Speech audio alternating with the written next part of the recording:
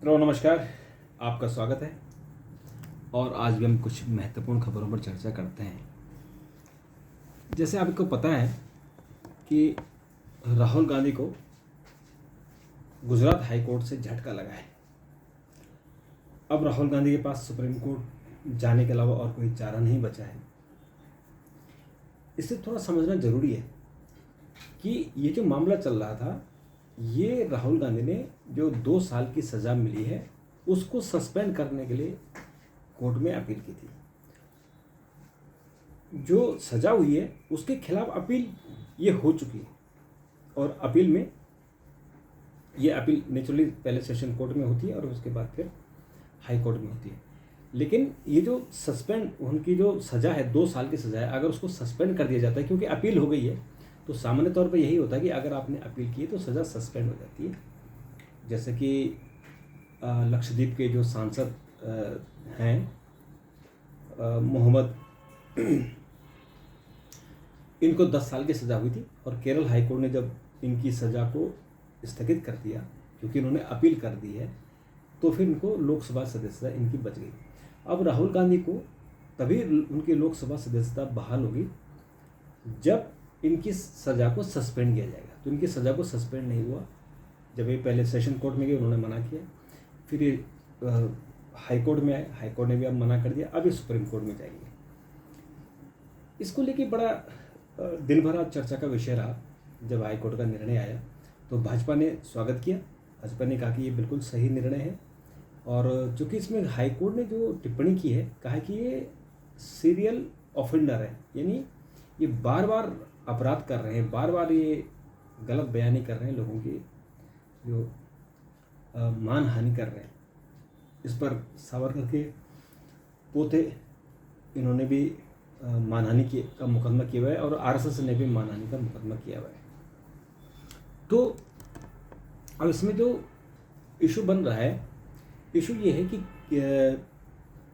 अगर इनकी सज़ा माफ़ नहीं हुई, सज़ा को सस्पेंड नहीं किया गया, सज़ा तो हो चुकी है, अब उस सज़ा के खिलाफ ये अपील कर चुके हैं, तो अभी पहले क्या है कि इनकी सज़ा को सस्पेंड किया जाए ताकि इनकी लोकसभा सदस्यता बरकरार रहे और 2024 के लोकसभा के चुनाव ये लड़ सकें।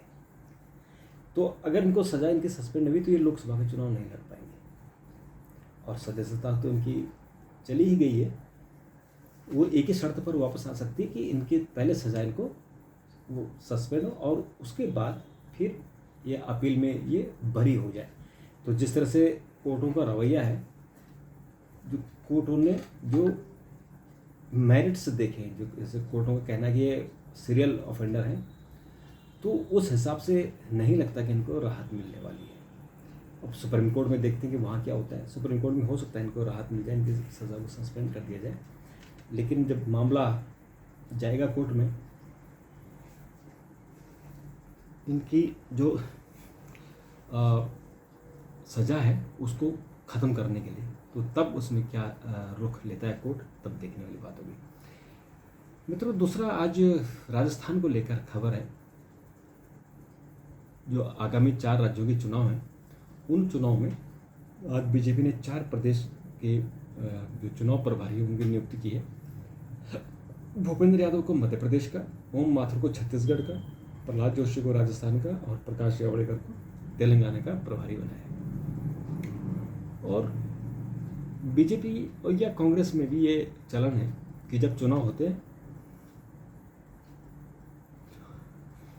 तो उनके प्रभारी नियुक्त किए जाते हैं और एक प्रभारी तो हमेशा रहता है परमानेंट, जैसे राजस्थान के प्रभारी अरुण सिंह है। तो चुनाव के दौरान प्रहलाद जोशी रहेंगे और राजस्थान के लिए इम्पोर्टेंट इसलिए है बीजेपी के लिए कि वहाँ गहलोत के खिलाफ एंटी इनकम्बेंसी है और स्वाभाविक तौर पर वहाँ बीजेपी को अपर हैंड है। लेकिन अगर वहाँ जो इंटरनल झगड़ा है जो आपस में पार्टी के अंदर, उसको अगर नहीं सुलझाया गया तो फिर बीजेपी बाजी हार सकती है। यही कोशिश हो रही थी कि वसुंधरा का कोई विकल्प हो जिसको चुनाव लड़ाया जाए, लेकिन कोई तैयार नहीं है। तैयार मतलब कि लीडरशिप कोई खड़ी नहीं हो पाएगी जो राजस्थान में सब लोगों को, सारे नेताओं को साथ लेके चले। और जब तक वसुंधरा है तब तक उनको माइनस भी नहीं किया जा सकता है। वसुंधरा ऐसी दिलदार और उनकी स्टाइल है काम करने की, उनकी जो उनका रुतबा है वो किसी को भी चैलेंज कर सकती है, ये उनकी हनक है। तो इसलिए उनको माइनस करना आसान नहीं है। अभी सूत्रों ने बताया है कि बीजेपी वसुंधरा राजे को ही मुख्यमंत्री के तौर पर प्रस्तुत करेगी, और अगर वसुंधरा राजे बनी तो निश्चित तौर पर आप समझिए कि बीजेपी राजस्थान में जीत जाएगी।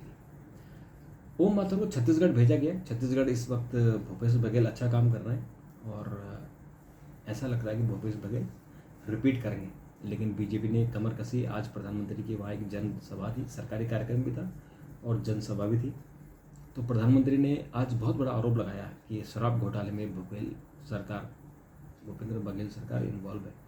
जब पीएम अगर बोल रहे हैं तो उसका मतलब है, बहुत मतलब होता है। जैसे एनसीपी के नेताओं पर जब प्रधानमंत्री ने आरोप लगाए घोटालों के, तो उसके बाद फिर ईडी सीबीआई ने कार्रवाई की और फिर अब उसका रिजल्ट क्या हुआ आपने देख लिया कि पूरी एनसीपी बीजेपी में यानी एनडीए में आ गई है। तो अब वो भूपेश बघेल के खिलाफ जो प्रधानमंत्री ने कहा है, इसका मतलब अब वो सर्किल चलना शुरू हो गया।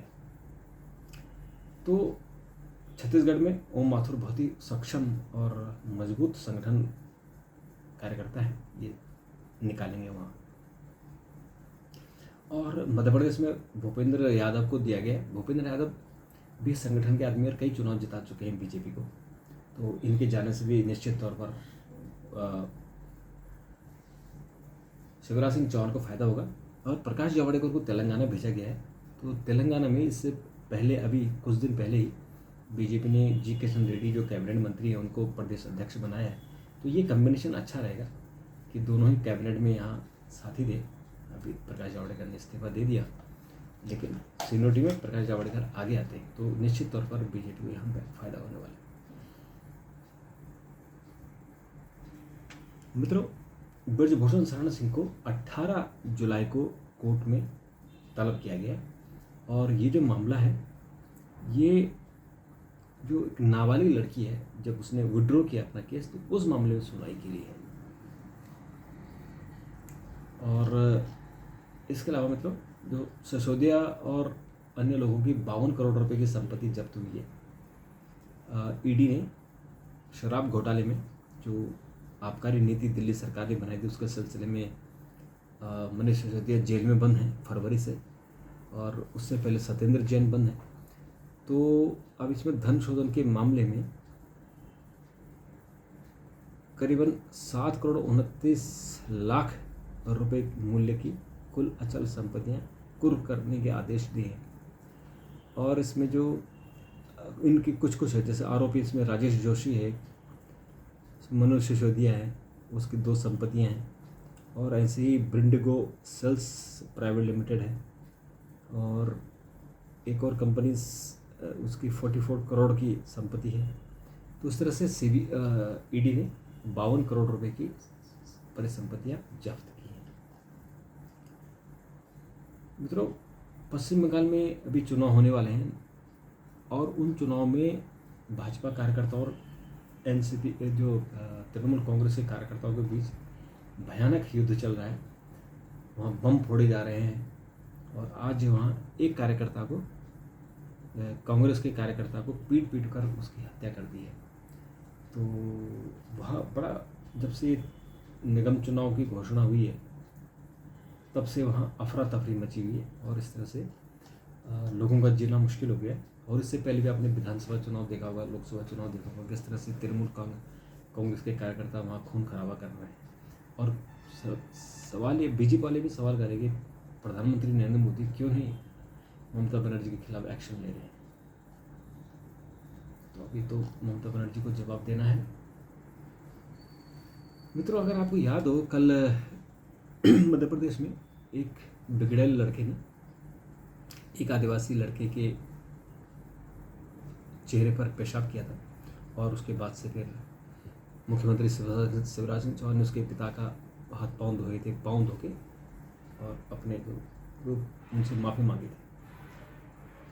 उसी पर ही नेहा सिंह राठौड़ जो एक लोक गायिका है, उन्होंने एक ट्वीट किया था जिसमें आरएसएस के व्यक्ति को आरएसएस वर्दी में किसी दूसरे के चेहरे पर पेशाब करते हुए दिखाया गया है। तो उसके बाद नेहा के खिलाफ इंदौर और भोपाल में एफआईआर लॉन्च कराई गई है, थाने में शिकायत कराई गई है। अब देखते हैं इसमें कि वहाँ की पुलिस क्या करती है, क्योंकि इसने जो किया है वो मानहानि किया है। तो देखते हैं इसमें आगे क्या हुआ।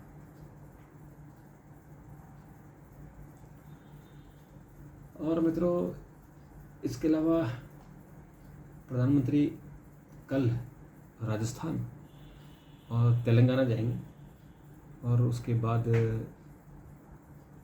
चूँकि चुनाव है उसके लिए वो बड़ी तैयारियां कर रहे हैं, वहाँ कुछ अनाउंसमेंट करनी है। तो कल जब कुछ और प्रधानमंत्री के बयान के बाद कुछ और डेवलपमेंट होगा, वसुंधरा राज्य को हो सकता है कल ही अनाउंस कर दें। अगर कर देती है तो फिर हम चर्चा करेंगे। तब तक के लिए नमस्कार, थैंक यू, धन्यवाद।